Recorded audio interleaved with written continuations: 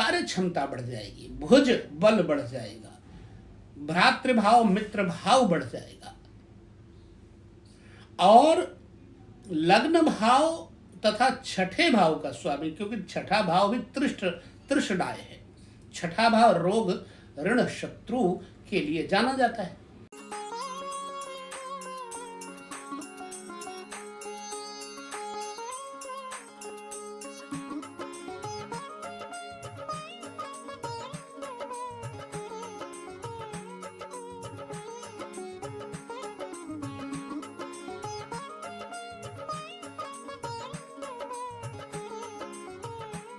नमस्कार, जय श्री कृष्ण। कुंडली का लग्न और आपका जीवन परिवर्तन कैसे होता है? जन्म कुंडली को भली प्रकार से जांचने से पूर्व आप लग्न के ऊपर किस भाव का प्रभाव है यह अवश्य ही छानबीन कर लें, क्योंकि यह सत्य है लग्न के ऊपर प्रभाव पड़ता है। लग्नेश के ऊपर किसी बुरे या अच्छे ग्रह का प्रभाव होगा तो वह भी आपके जीवन को बदलेगा। तो इसी विषय को भली प्रकार से थोड़ा थोड़ा जांचने का प्रयत्न हम कर रहे हैं। आप हमारे साथ चले यात्रा में, ज्योतिष के इस तारतम्य को समझे। देखिए, लग्नों का जो प्रभाव है 3 प्रकार का है। एक लग्न है चर, जिसको पहली लग्न कहते हैं। दूसरी लग्न है स्थिर, और तीसरी लग्न है द्विस्वभाव। इसका मतलब क्या होता है? चर कर्म व्यक्ति को चलायमान करते हैं। चर का मतलब होता है संचालित। एक होता है दृढ़, स्थिर, स्टेबल, जो मूव नहीं किए जा सकते, और तीसरा है द्विस्वभाव, जो चल भी सकता है और रुक भी सकता है। इसमें से पहले क्वालिटी के चर्चा समझ लीजिएगा। जो चर लग्न है वो मेष है, कर्क है, तुला है, मकर है। जो स्थिर लग्न है वो वृष है, सिंह है, वृश्चिक है, कुंभ है। जो द्विस्वभाव है, अदृढ़, वो है मिथुन, कन्या और धनु तथा मीन। अब इनमें भेद समझिएगा। मेष लग्न चर और वृश्चिक लग्न स्थिर। अब 2 प्रकार के लग्नों का मालिक एक ही हो गया, मंगल।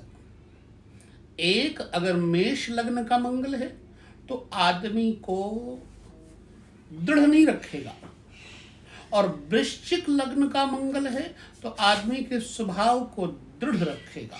इसी बात को समझने का प्रयास हम करते हैं। जैसे मंगल आपके मेष लग्न का स्वामी चर है, लग्न का स्वामी चर हो गया। अब वो कहीं जाकर के स्थिर राशि में बैठ जाए तो वो स्थिर राशि में होने के कारण अपने घर से चल करके दूसरे घर में जाकर दृढ़ हो जाता है। जैसे कोई व्यक्ति अपने जन्म स्थान को छोड़ के किसी प्रदेश में जाकर रहने लगता है, दृढ़ हो जाता है। तो जो चर लग्न है उसका स्वामी दृढ़ अवस्था में कहीं बैठा हो तो वैसा व्यक्ति अपने भूमि भाव को छोड़ के अन्य भूमि भाव में जाकर बस जाता है। अब दूसरी बात, द्विस्वभाव, स्थिर, इनको समझना।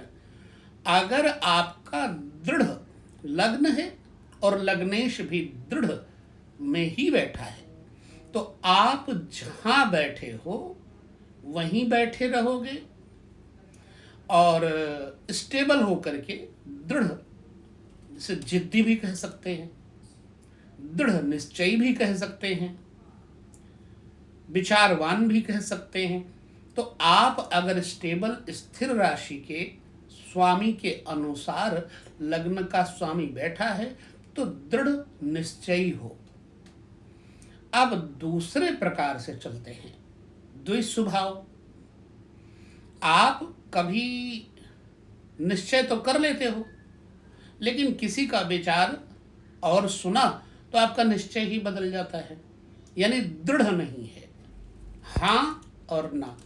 वो इस अवस्था में जैसे मान लो किसी व्यक्ति का लग्न का स्वामी बुध है और वो बुध लग्न का स्वामी जाकर के मीन में बैठ गया हो, तो ऐसी अवस्था में आपके स्वभाव में दो प्रकार की बातें होंगी।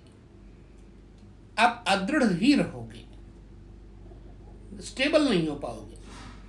ये तो हो गई चर स्थिर दुस्वभाव के बारे में थोड़ी सी चर्चा। अब आपको देखना है कि आपके लग्न का स्वामी किन ग्रहों के साथ बैठा है, किस भाव के ग्रहों के साथ बैठा है। अगर आपके लग्न का स्वामी केंद्र भाव के स्वामियों के साथ बैठा है तो आपके पास अतुलित धन संपत्ति मकान वाहन होने चाहिए और होंगे भी। मान लीजिए आपका मेष लग्न है और आपके मेष लग्न का चतुर्थ हाउस जो कि कर्क चौथे घर में देखा गया, वहां का स्वामी आपके लग्न में आकर बैठ जाए या फिर आपके लग्न का स्वामी और चौथे भाव का स्वामी किसी जगह एक साथ हो जाए, उसे कहते हैं युति।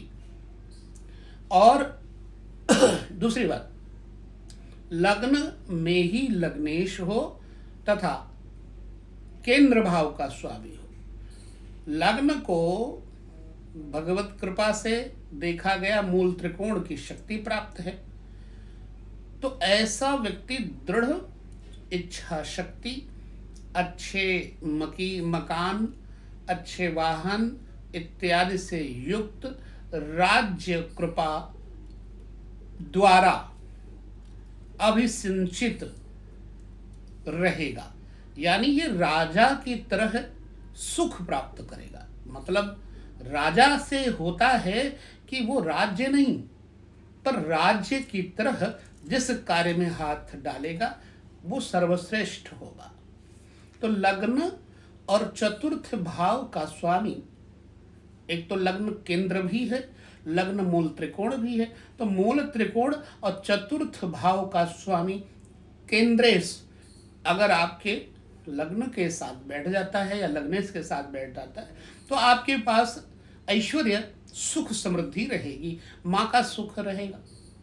इसी प्रकार से अब और समझ लेते हैं, यदि लग्न के स्वामी के साथ पंचम भाव के स्वामी, वो भी मूल त्रिकोण और लग्न भी मूल त्रिकोण, पंचम भाव का स्वामी और लग्न का स्वामी अगर एक जगह बैठ गया है तो भी आपके जीवन में बड़ा अच्छा राज सुख वैभव विद्या संपन्नता आदि प्रबल रहेगी।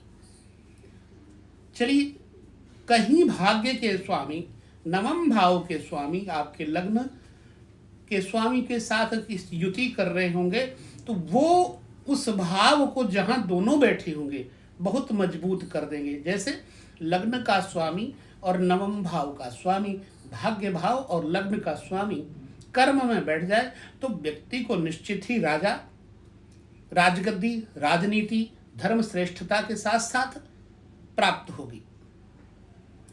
अब ये राजयोग बन गया। ये तो हो गई कुछ बातें राजयोग की। जब लग्नेश और पंचमेश तथा नवमेश एक साथ कहीं हो तो परम राज योग कहा जाएगा। लग्नेश और कर्मेश के साथ युति हो तो भी श्रेष्ठ राजयोग कहा जाएगा। अब चलते दूसरे भाव को देखते हैं। त्रिषडायों का प्रभाव देखिए।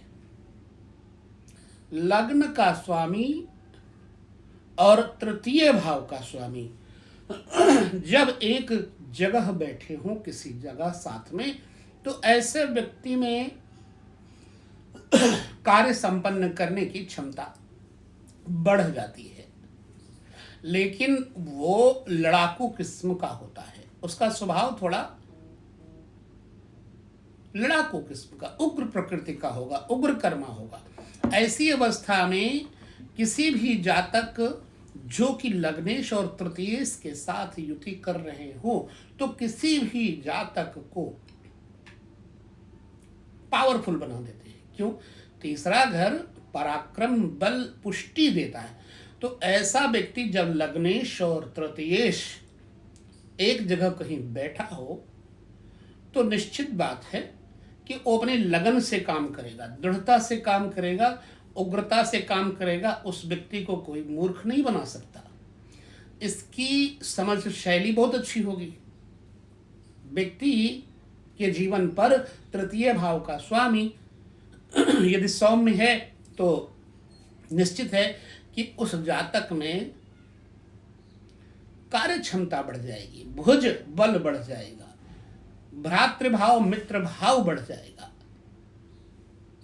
और लग्न भाव तथा छठे भाव का स्वामी, क्योंकि छठा भाव भी त्रिषडाय है। छठा भाव रोग, ऋण, शत्रु के लिए जाना जाता है।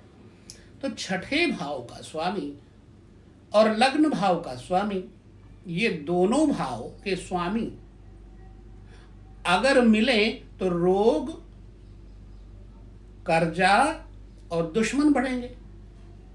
लेकिन अगर लग्न का स्वामी छठे भाव के स्वामी के ऊपर शक्ति संपन्न है तो ऐसा व्यक्ति शत्रुओं पर भारी पड़ेगा। दूसरे लोगों से युद्ध आदि में जैसे कोर्ट कचहरी के मुकदमे से जीत करके जमीन, संपत्ति इत्यादि, धन इत्यादि ग्रहण कर लेता है और बल बढ़ जाता है। ठीक ऐसे ही लग्नेश और छठे भाव के स्वामी में ये ध्यान रखना कि छठे भाव का स्वामी शक्तिशाली है या लग्न का स्वामी शक्तिशाली है। लग्न का स्वामी शक्तिशाली हो गया तो फिर शत्रुओं पर भारी पड़ेगा, और छठे भाव का स्वामी अगर शक्तिशाली हो गया तो ऐसे व्यक्ति पर शत्रु भारी पड़ जाएंगे, कर्ज भारी पड़ जाएगा, रोग भारी पड़ जाएंगे। 11वां भाव त्रिषडाय है। 11वें भाव को आमदनी का भाव भी कहा जाता है। 11वें भाव का स्वामी अगर लग्नेश के साथ बढ़ गया तो ऐसे व्यक्ति में लोभी प्रवृत्ति होती है, व्यापारी प्रवृत्ति होती है। ऐसा व्यक्ति राजकीय सत्ता वाले लोगों से जुड़ के चलता है। अच्छे वर्ग वाले मित्र इसके पास रहते हैं, श्रेष्ठ, योग्य, क्योंकि 11वां भाव आमदनी का भाव है, लाभ भाव है। लाभेश और लग्नेश की युति व्यक्ति को निश्चित ही अधिक धनाढ्य बनाएगा, लेकिन उग्र बनाएगा।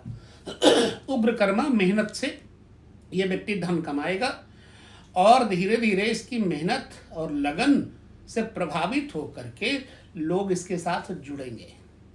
ये हो गया त्रिषडाय का प्रभाव। तो पहले हमने आपको लग्न और केंद्र तथा मूल त्रिकोण की चर्चा की, 3 हो गए।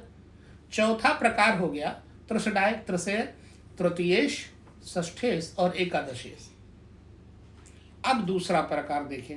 लग्नेश के साथ अगर द्वितीय भाव का भी स्वामी मिला हुआ है तो ऐसा व्यक्ति धनाढ्य होगा, परिवार कुटुंब को पालन करने वाला होगा। द्वितीय भाव और लग्न भाव का स्वामी इकट्ठा होगा तो ऐसा व्यक्ति कौटुंबिक सुख बढ़ाने वाला होगा, परिवार का पालन करने वाला होगा, क्योंकि दूसरा भाव कुटुंब है। अब लग्न से 12वें भाव का स्वामी अगर लग्नेश के साथ युति कर जाता है तब ऐसा व्यक्ति अपने समाज के लोगों से थोड़ा वंचित हो जाता है। 12वें घर का स्वामी और लग्न का स्वामी जब एक जगह होंगे तो ऐसा व्यक्ति थोड़ा मूर्ख टाइप का होता है, खर्चीला, अनावश्यक बोलने वाला भी होता है।